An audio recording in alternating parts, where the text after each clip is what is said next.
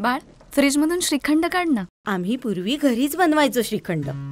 त्याची चवच वेगळी होती. आता काय सगळं रेडीमेड. आजी, हे श्रीखंड खाऊन बघ. आज तुझ्या आईनं घरीच बनवलं की काय? हे आहे गोकुळचं श्रीखंड. अगदी जिभेवर रेंगाळणार. जिभेवरच नाही तर मनावरही रेंगाळणार. गोकुळ श्रीखंड, मनावर रेंगाळणार.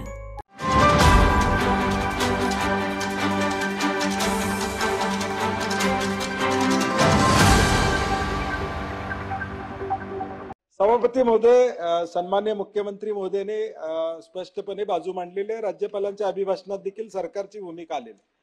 सभापती महोदय, मुख्यमंत्री महोदयांना माझं सांगणं एवढंच आहे की Nagpur Ratnagiri highway already existence आहे. हा महामार्ग जो जोडला जाणार आहे, आपण म्हणतो त्याला जोडणारे अनेक रस्ते आहेत की जे हे नागपूर रत्नागिरी हायवेला आपण जोडू शकतो. मोपाचा उल्लेख केला. ऑलरेडी आजरा मार्गे, संकेश्वर मार्गे रोड आता 4 लेनिंग झालेला आहे, ज्यामुळे मोपाला आता 2-2.5 तासात आम्ही कोल्हापुरातनं पोहोचू शकतो. आमचं म्हणणं यातलं काय की आता कोल्हापूर असू दे, सोलापूरवाल्यांनी रत्नागिरी या नागपूर रस्त्याला जमिनी दिल्याच, सांगोल्यातल्या लोकांनी दिल्या जमिनी, पुढं धाराशिव मध्ये लोकांनी जमिनी दिल्या, नांदेडवरून येणारा रस्ता तुळजापूरला चांगला झालेला आहे. सन्मान्य मुख्यमंत्री महोदयांना माझी सभापतीमध्ये विनंती आहे की थोडा सकारात्मक दृष्टिकोन त्यांनी ठेवावा अशी आमची विनंती आहे.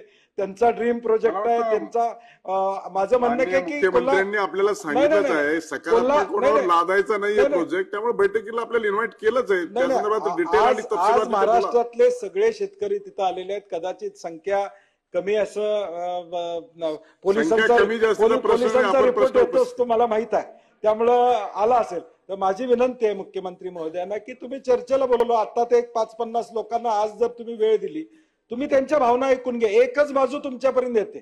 1000 लोकांच्या सह्या खरंच दिल्या असतील ना सन्मान्य मुख्यमंत्री महोदय, ती आपण सभागृहात बोललेला, त्यामुळे ती एक कागद आम्हाला द्या. कारण की ज्यांनी दिलं म्हणतात त्यांनी पहिला विरोध त्यांनी नोंदवलेला आहे. जी आज पुढे त्यांनी पहिला विरोध ज्यावेळी नोटिफिकेशन निघालं त्यावेळी त्या ठिकाणी केलेला आहे. त्यामुळे आपला गैरसमज यात नव्हते असं माझं प्रामाणिक मत आहे. एक्झिस्टिंग रस्त्याला जोडणारे अनेक रस्ते आपण करू शकतो. 86,000 कोटी वसूल करायचे झाले तर दरवर्षी 3,000 कोटी आणि 60 लाख वाहनं या रस्त्यावरनं जावी लागतील. माझी विनंती आपल्याला की याचा फेरविचार आपण करावा.